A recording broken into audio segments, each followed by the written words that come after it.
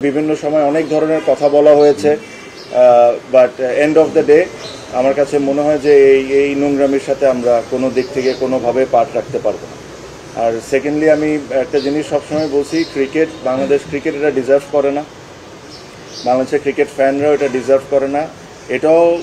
এটাও বলে রাখি, আমি জানি না কতজন স্বীকার করবেন কি করবেন না, বাট এখানে আরও অনেকেই আজকে উইথড্র করতেন, তাদেরকে বিভিন্নভাবে বিভিন্ন ওয়েতে বোঝানো হয়েছে বা চাপ সৃষ্টি করা হয়েছে, তাদেরকে করে থামানো হয়েছে। বাট এছাড়াও অনেকেই আজকে উইথড্র করতেন, তাও 15 জন যদি আজকে করে থাকেন, যদি আমি রাইট হয়ে থাকি, এটা একটা সিগনিফিক্যান্ট নাম্বার, অলমোস্ট 50% আপনার উইথড্র করে নিয়েছে।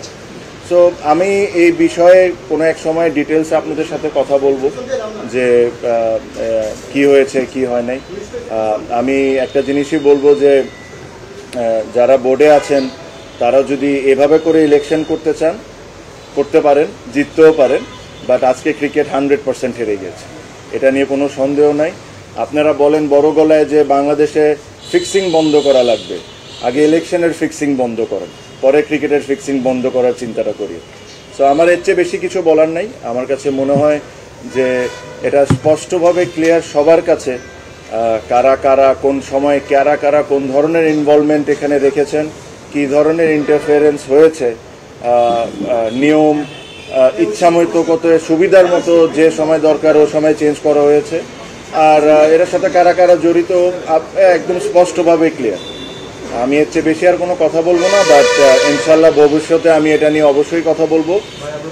আমি আমার স্পিচ এই কথাই বলে শেষ করব যে এই ইলেকশন বাংলাদেশ ক্রিকেট বোর্ডের জন্য একটা কালো দাগ হয়ে গেল, আর এই ইলেকশনের পার্টের সাথে যারা আছে এরা আই এম শিওর তারাও বুঝতে পারেন যে ইলেকশনটা কোনো দিক থেকেই এর একটা ইলেকশন ছিল না।